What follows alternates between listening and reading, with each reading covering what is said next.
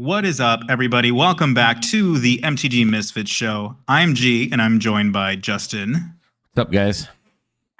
And today we're going to be talking about the Arena Direct for Foundations. That was this last weekend, and that's a really cool event. So we'll go over a little bit of that. And we will also be talking about the Arena Open that's coming this weekend for Foundations to jump into that. Yeah, man, I did not have any success with the Arena Direct, but thankfully you did.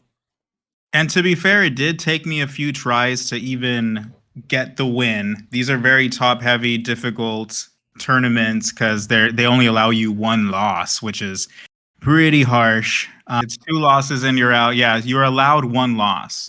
We'll say it like that. Okay. So okay, gotcha.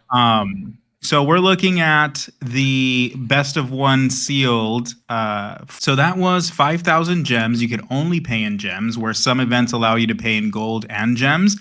This was 5,000 gems, which equates to around $25. For all our listeners, how many times did you enter, G? So I entered 6 times before I got a win.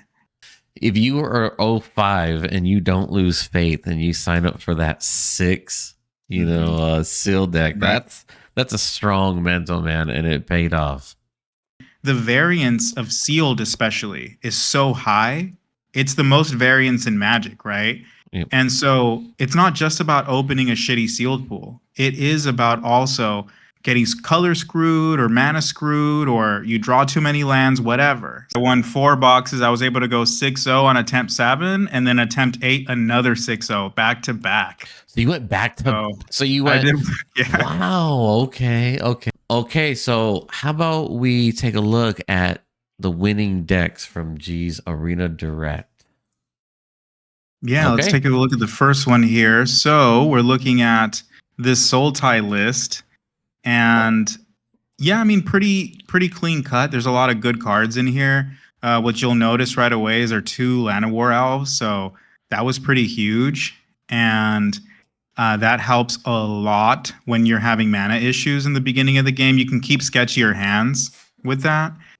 Bushwhack as well is a card that lets you search for your lands. So when you're 3 colors, it's pretty sick. So yeah, this deck worked just beautifully. I mean, it's 6-0'd, and I had 2 of those Dreadwing Scavengers, the blue-black flyer.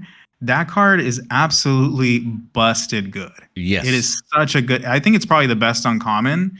And yeah, it's just everything you want in a card in the middle of the game, in the late game. In the late game, it becomes bigger and such a threat. So really sweet card. And then a few rares that were really good. The Spinner of Souls, just a great green creature. The Leyline Axe, of course, can just end the game on its own. And then the Runescar Demon is a Demonic Tutor plus a 6/6 flyer. So pretty hard to beat that as well. So overall, just a very efficient sealed deck. The other card, I think the number 2 card here is Seeker's Folly. So that's the 3-drop, the 2 and a black. Make your opponent discard 2 cards, or make your opponent's creatures -1/-1 till end of turn. So you get to choose. Okay. So it scales really well. So when you're at a certain junction of the game, you can either wait to cast this card to make them discard their last 2 cards in hand, which is like brutal, right? Yes. Especially in sealed, because a lot of cards are heavier costed and they have people run their rares and stuff. So sometimes you're just nabbing 2 rares with that double discard. Good point. But what's really cool, the really cool part is the -1, because sometimes they have a couple Llanowar Elves, sometimes they have a couple of 1/1 flyers that you're just killing, or other times what you do is you set up an attack with obvious blocks on their end, and they just go for those blocks, and you're just like -1 your board, and you can like wipe their board with that. That's one of the things that I think new players struggle with the most, is building a proper mana base. I think that a lot of the traps you fall into in limited are not building the proper mana base or thinking that you can stretch out your mana when you really can't, and you'll just end up losing games to an inconsistent mana base. So this is definitely something I've struggled with for many years when I first started playing Magic, and I feel pretty confident about it now. Next deck? Yeah, let's do it.